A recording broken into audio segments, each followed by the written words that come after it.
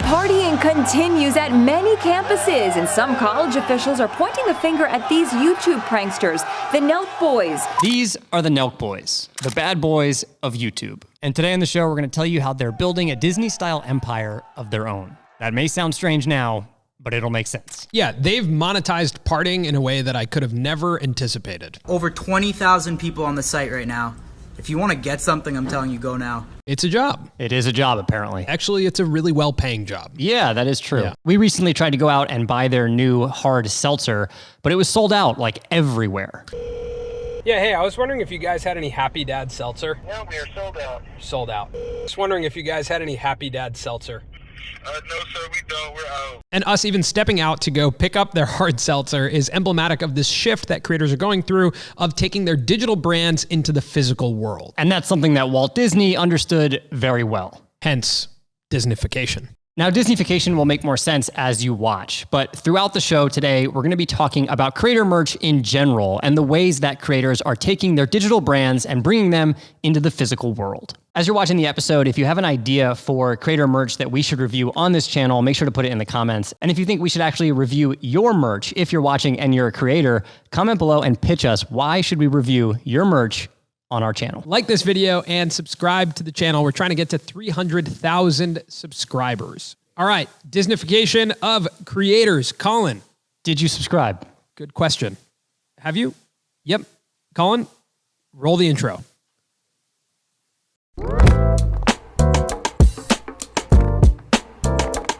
Why don't we start out by just looking at this Disney kind of strategic plan that was mapped out in 1957. Like, you really look at this map, and at the center of everything that Disney did and has done is Mickey Mouse, right? Mm-hmm. Like, Mickey Mouse is a character and, you know, storylines that started to develop an audience. And I think what Walt Disney recognized was once you've built that type of connection, the whole world opens up. And with Disney, people who watch feel a sense of fantasy, right? Mm-hmm. Of endless possibilities. Mm-hmm. So how could Disney bring that into the physical world?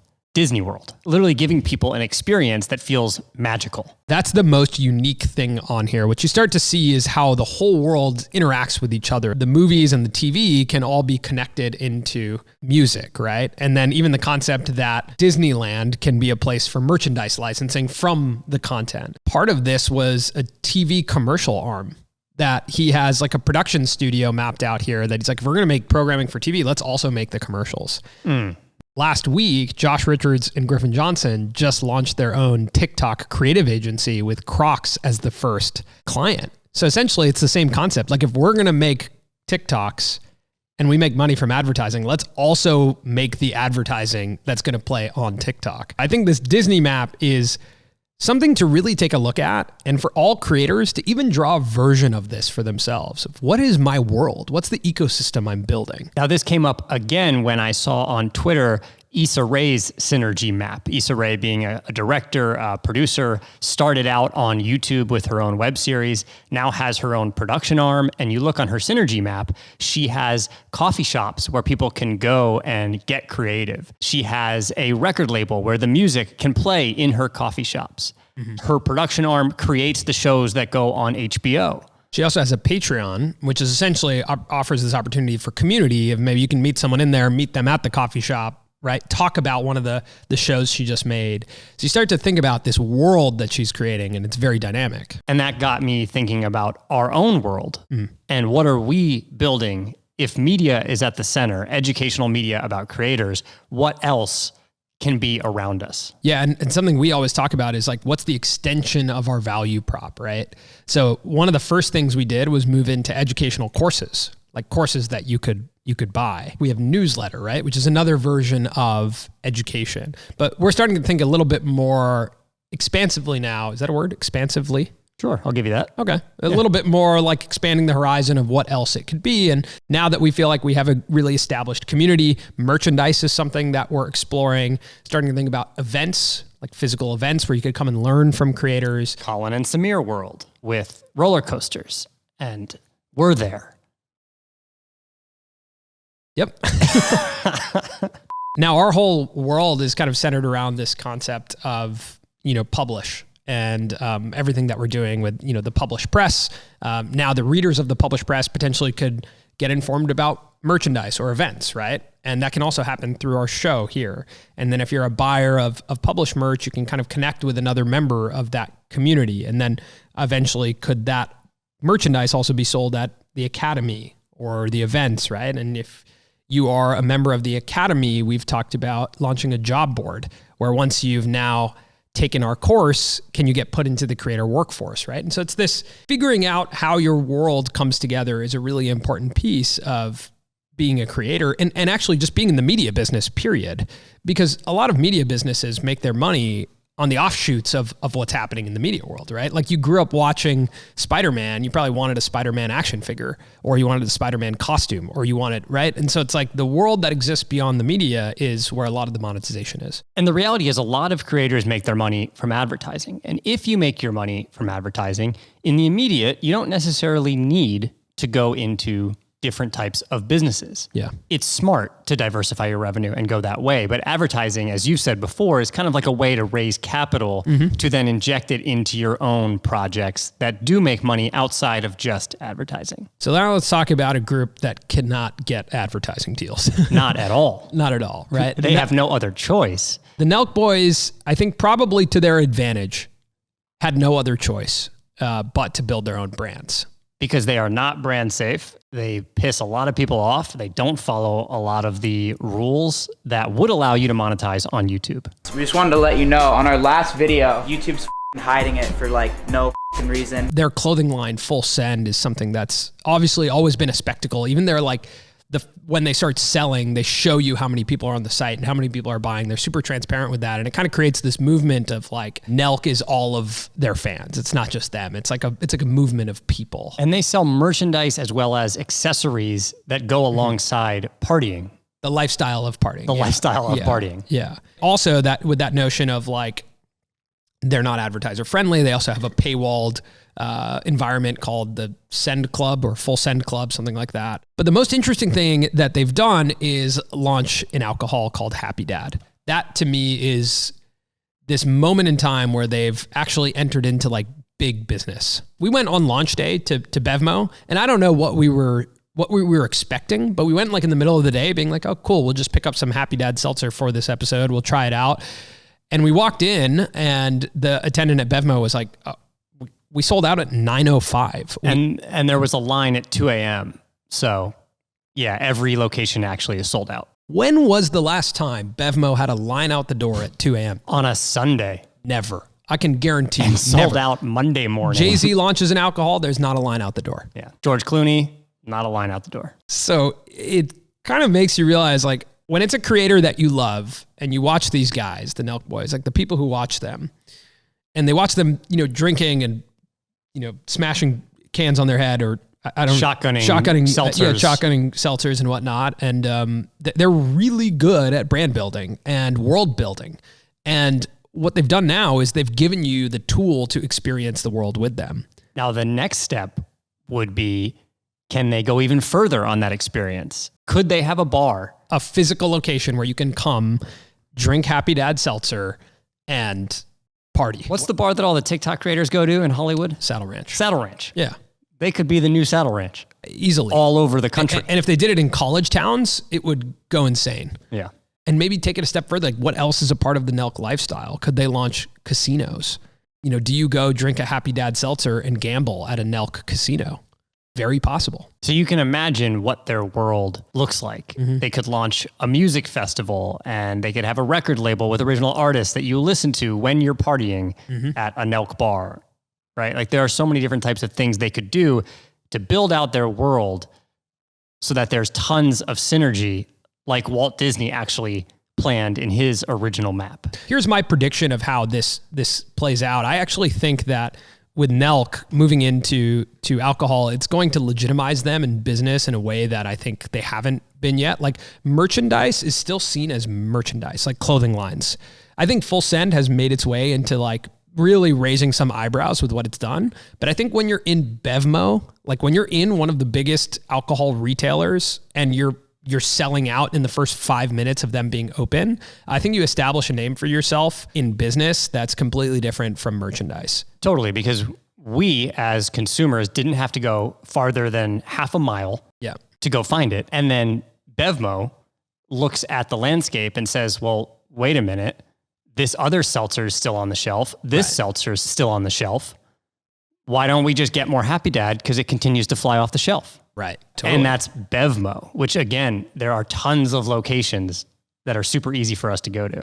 When we're thinking about Disneyfication, like they were the ones, you know, love them or hate them, they're doing something really interesting in creator business. And alcohol to me is a fascinating entrance point because of how much it unlocks. Like it unlocks events and physical spaces. Like people go to physical spaces to drink alcohol. Now, what we're going to do next is look at other creators and think about what their Disneyfication could look like. And we've bought a bunch of different products from creators that we're going to go into right now. But first, we wanted to thank the sponsor of today's episode, Shopify. Colin and I have always said that as creators, our whole goal is just bring ideas to life. And Shopify has been a part of that with us for years. When we left our last job and wanted to just become creators and entrepreneurs, we had an idea of creating a skateboard company.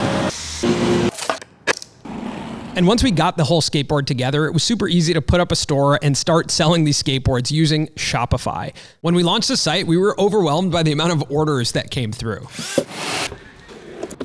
We're having a hard time fulfilling them. There's a lot more orders than we anticipated, which is a good thing. So that just means that we're going to hold off on launching. That experience showed us truly how powerful it is when you pair creators with products.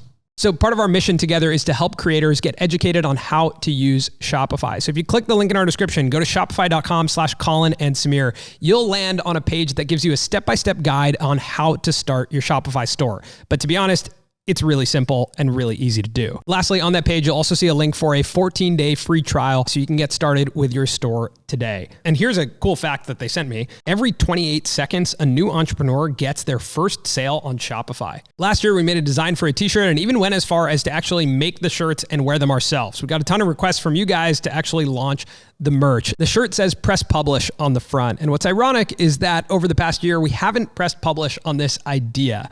But working with Shopify has given us the push to actually get this out. And we're going to track our progress as we make the collection and launch it to all of you. So stay tuned.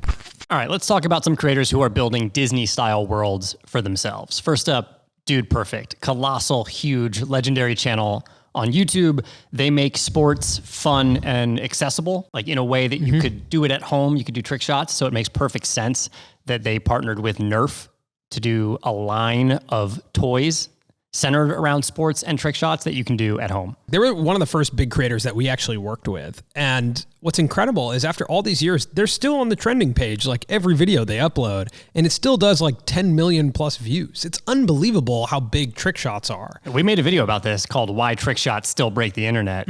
And it really comes down to the fact that it's a perfect storytelling module. Like it's an act 1, act 2, act 3. And you can do it over and over and over again. And as a viewer, you still want to watch to see, is that ball going to go through that hoop? Is this trick going to work? And if you want to do it yourself, you can absolutely do it. And if you don't want to do it physically, you can do it digitally through their app. You can play their game. One of the top mobile games in sports is the Dude Perfect game, right? Now they also have this world inside their office that's like this Fantasy Factory style world where they have all these cool like trick shot areas. And the logical step is to either invent your own games and trick shots or potentially even create a space for people to do these types of trick shots, right? Basically like a Dave and Buster's, but run by Dude Perfect with a trick shot angle to it. Totally. Or a summer camp where you could go for a month into the woods and it's like you could do trick shots and get better at sports and make videos and like... Does it have to be in the woods? You know, I said that, but that's mainly because most camps are in the woods. I was like, why do we need to be in the woods? I think it's just better when you're isolated. Camp is in the woods? Yeah. The games that you play at camp could then be sold after the fact. So you played this amazing game and you're like, God, I want to play that with my friends. Cool, I'll buy it and now I can play it with my friends. And enter Dude Perfect Nerf. Synergy. But you can imagine what their synergy map would look like, right? You have all of these different types of products around their media arm, which is their YouTube channel, that work well and benefit each other. This is one of the simplest games I've ever seen in my life. It's basically cornhole, but it's like 2 rings plus 2 bags that you throw. Don't need to reinvent the wheel. You don't need to reinvent the wheel. You just have to make it your own. And put Dude Perfect's face on it. Put your faces on it. Yeah. But this is an exact example of like merchandise and licensing for Dude Perfect that is just so sharp. It's like, can we scale the Dude Perfect brand into everyone's household? You also can buy their games in Target. You don't even need to be a Dude Perfect fan to pick that game up. You could just be browsing in Target looking for games for your kids or something like that. And you're like, oh, that one looks fun. I'll grab that. So then that also, like from a synergy perspective, might be an entrance point into the world of Dude Perfect's YouTube channel, right? Playing the game might be like, I want to watch more of that type of stuff and get more ideas. But I think the opportunity for Dude Perfect is a summer camp. They also have had like live events and a tour and stuff like that. But I really think like summer camp or a Dave & Buster's style, like Chuck E. Cheese place would be like incredible, where I can go and do trick shots. And then again, like I love this bag ring toss and I can buy it on my way out. All right, next creator. Let's talk about the guys at Yes Theory. You're wearing their hat right now. Their brand is Seek Discomfort. I think the main thing about Yes Theory is like that is a true community, right? Like members of the Yes Theory community are so unbelievably engaged. I don't think I've seen anything like it on YouTube. And when you're a member of that community, you identify with an ideology, right? Seek Discomfort is an ideology. And so when you identify with an ideology, you want to wear it and you actually want to potentially strike up conversations. When I wear this hat, the amount of people who come up to me and be like, Seek Discomfort, and don't know who Yes Theory is, but then I am able to regurgitate and announce the mission statement of Yes Theory to them, which then brings those people into the YouTube channel, into that universe. I've worn their sweatshirt and multiple times people just say, that's a great saying. Yeah. It's so interesting. It's an ideology that you can understand with or without YouTube. But then additionally, if you're wearing it or you see someone wearing it, you can immediately identify that person believes the same thing as you. Now, what's on their synergy map? I know they've had Yes Live, which is a live event all about seeking discomfort, where you go and you meet people, you listen to speakers. The physical representation of the Yes Theory is so evident. I think we went to Yes Live, which was an event which people traveled from all over the world to come to. So that's a direction that I think feels pretty, likely, where motivational speaking is something that already has been done. But if you make it a part of that universe, again, you walk out with some Seek Discomfort merch. I think there's this whole other world, which is travel. Like travel is a really interesting world that we've talked a lot to the Yes Theory guys about around. Is it, I watch an adventure and now I want to go take an adventure. Is there a world that you can create for me where I can click through and get my own adventure? Is there a notebook or a workbook I can take with me on my adventures that helps me seek discomfort with prompts, things like that? Yeah. And then I think additionally, is there a physical space that I can go to where other like-minded people are there, right? Is there a hostel somewhere where I can be at and I can go on a retreat and learn how to seek discomfort? So I think that's like that world, definitely you can start to feel it coming together. And a lot of it is based off this wildly successful apparel line. Okay, next up, a slightly different creator, Jake Paul. So this is something that I just take with me every day. Everywhere I go. Your favorite book. I have this, which is the Jake Paul, You Gotta Want It. You do. You gotta want it. This is what I want for myself. For yourself, is to look like that. This is what I want. Yeah. This was something we couldn't pass up buying. We were talking about this episode and thinking about like, what's interesting creator merch to buy? And this came up in one of the brainstorms and it was like, we can't not buy this. Now we need it. Now we need it. Have we read it? Not yet. Not yet, but maybe I'll read a passage. Okay. Just open up to a random page. Speaking of swimming. Really? Yeah. Everyone in high school hits that wall. I'm talking about that question that zooms at you out of nowhere, like a wall that you can't help but crash into. The question is, what am I going to do with my life? Or more simply, what am I going to do? Kind of like that passage. So I think what's interesting here, the reason why we bought this, the reason this is so fascinating is because like Jake Paul, the Disney star, the like social media phenom that he was a couple years ago, was kind of moving in this direction of entrepreneurship. And I think fumbling into becoming like a Gary Vee character, trying to become a Gary Vee character like he had.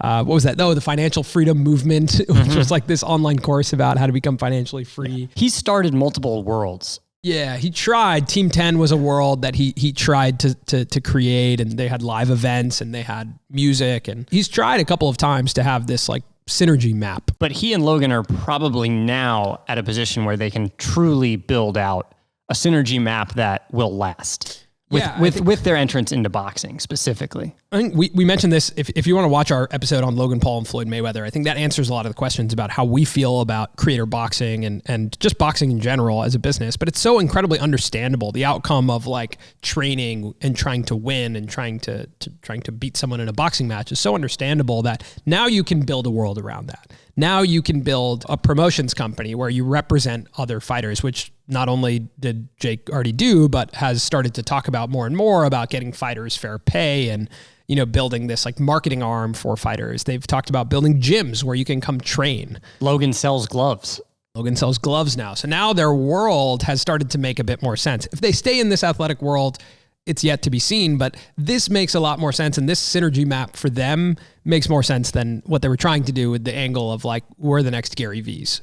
So that notion of them launching a promotions company and what they're starting to do in the boxing world, that offers them the opportunity of becoming curators, right? They can hand select the fighters that they think would make good storylines, and they can build media around those people, and they can be the curators of boxers, not necessarily the boxers themselves over time. They are essentially Mickey Mouse and Goofy. Right. But they get to choose who the next Donald Duck is. Okay. In that world. Sure. Right? Yeah. Or like you look at, you know, like Disney today, exactly right. It's like they are essentially manufacturing characters. I think that's the version of Jake and Logan that's probably going to happen, is they'll like manufacture attention and manufacture these characters out of seemingly nowhere, but through their expertise in media.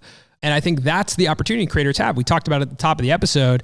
You know, Nelk, if they launched a liquor store, not only can they curate the brands that they love in that liquor store, they could actually launch new brands into that store. We just saw it with Happy Dad. Like, there can be a tequila, there can be an energy drink. Yeah. So you could start launching completely new brands into this store.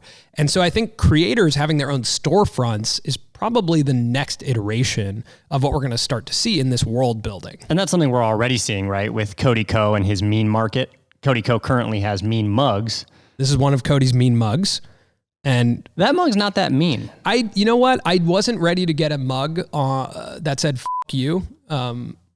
It just felt like too mean. Does that make sense? We have a family. We don't need that type of language. Yeah, we have a family-friendly program here. Family-friendly channel. Yeah. I mean, who knows what happened to this video after we put Nelk in the title. But yeah, we you know, it just felt like potentially too much. So that's the nicest mean mug you could find. This is the nicest mean mug I could find. And it's also Father's Day, so it's true. You know, cool dad. Got it. So Cody can actually curate a lot of like gag gifts, right? Like we've seen a lot of these companies come out with like gag gifts where you can like send someone something and it's like, you think it's nice, it's a nice packaging, and you open it and it's not nice, right? It's like some joke. There's a whole line of cards, like thank you cards and birthday cards and things like that are actually kind of rude. Yeah. But it's fun for people. So Cody can now take all of those and put them into Mean Market because he has the traffic, he has the world that goes from his YouTube channel to Mean Market, and now people who buy those could actually come back around to the YouTube channel if they like that type of content or that type of humor. They could probably come around to the YouTube channel. Then they could go into Tiny Meat Gang. They could go to the live shows.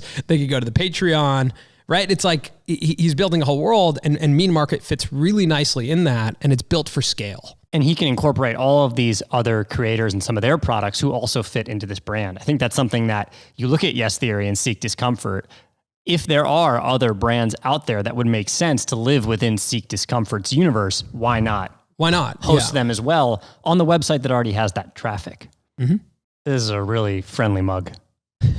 My bad. Yeah. My bad. But what were we going to like get a mug that says "fuck off"? Yeah. And then we could blur the mug because it's too mean to be on this channel. That's next time. Next time. Another example of this creators as curators and having like a storefront is actually Beast Burger. Beast Burger recently did a collaboration with Dream. Dream is one of the largest creators on the platform right now. And so Beast did a collaboration with him for a Dream Burger.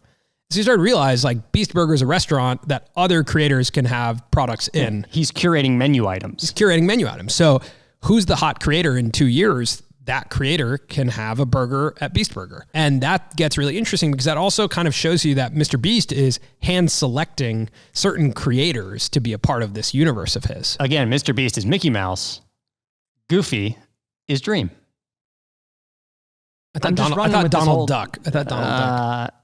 Well, you get the picture. You remember a Goofy movie? Yeah, of course. Great movie. Remember like Cheese Whiz, the whole thing? Like that was like iconic. It was okay. Okay? It was all right. Are you serious? It was okay. Listen, I didn't have Disney Channel growing up. I'm not a Disney kid. Smart House. You didn't No, I watch did Smart- watch Smart House and Even Stevens. Brink? but- yeah, no, I didn't watch Brink. You didn't watch Brink? I've heard about the legend of Brink and like Soul Skaters, right? Is that Yeah, a thing? yeah, yeah. But I've never seen it. Oh my God, Johnny Tsunami. Yeah, I grew up without Disney Channel again. Grew up. This is Just Nickelodeon. That's wild. So yeah, I think, the opportunity for creators to curate their favorite things. Like one thing for me that I've been feeling is like, why can't I walk into a store that's all creator merch? Why can't I walk into an environment that's like an Urban Outfitters, but primarily creator brands? That would be so fun. And whoever launches that, like, is curating the right creators and curating the right goods and helping launch them. Like, that's interesting to me. Because at any given time, if you walked into, say, PacSun, there may be a few different creator-driven products or lines. Yeah. But there's really not a single physical in-person retail store where you can walk in and it's completely creator-driven. Yeah, or even digital. And like, I know that there's some sites that exist that carry a lot of creator merch, but you're not typing in the name of that site to go just browse, right? Like if I walk into an Urban Outfitters, I'm browsing. I'm just like looking at things. Yeah. And if there's a creator-led retailer, then I'll walk in and you could launch new products in there because I'll just walk in to go see it. Like the reason we went to Bevmo was to go see the Nelk Boys seltzer. Now, how many people probably walked into Bevmo yesterday, bought the seltzer, but then maybe bought one or two other things too? I mean, we went for Yeah, the that's seltzer. true. We couldn't get it. And I bought pretzels. Yeah, and I bought a Topo Chico. Yeah. Yeah, so that's the exact, example of that. And so I think that that's probably in the future where is some sort of retailer that's primarily creator brands. I mean, we went to Target. We knew they had the Chamberlain planner there, but they couldn't find it. Yeah. So maybe it was sold out. I don't know, but it was really hard to find. It'd be great if there was a retailer where it was just like, oh yeah, their stuff's going to be That's where all the here. creator merch is. Yeah. Yeah. So we ended up buying snacks at Target. Yeah. All we did yesterday was buy Snacks. Yeah. Yeah. So if there's one thing to take away from this episode as a creator or an entrepreneur or just like a general, maker of things, I think it's really important to think about your synergy map. The same way that we started this episode with Disney's synergy map, right in the center, what is your core thing you do? What is the main thing people will come to you for? And then what are the offshoots of that? How do you build a world around that? How can you make their experience better? It's not just about watching your videos. It's about the entire world that they can move throughout. And all of it makes your experience better as a fan or as a viewer. And as you're ready to bring those ideas to life, definitely check out shopify.com/Colin and Samir to get a step-by-step guide on how you can launch a Shopify store and start building your world today with Shopify. And don't overthink it, Get your ideas out there, press publish. That's part of our mantra. It's part of Shopify's mission to help empower the doers. And one thing I love that they sent us is they want to arm the rebels. Love that. That's so badass. It's just like the people, the creators of today who are just like, we're going to do it our way. We're going to make our own store. We're not going to wait for anyone. You can do that today if you head over to shopify.com/Colin and Samir. All right. Thanks for watching this video. And if you made it to this part in the video and you aren't subscribed yet, subscribe. Yeah. Drop some merch in the comments that you think we should review. And if it's your merch, actually just pitch it to us. Why should we review it on this show? Don't forget to like this video, subscribe to the channel if you don't already, and Samir, roll the outro.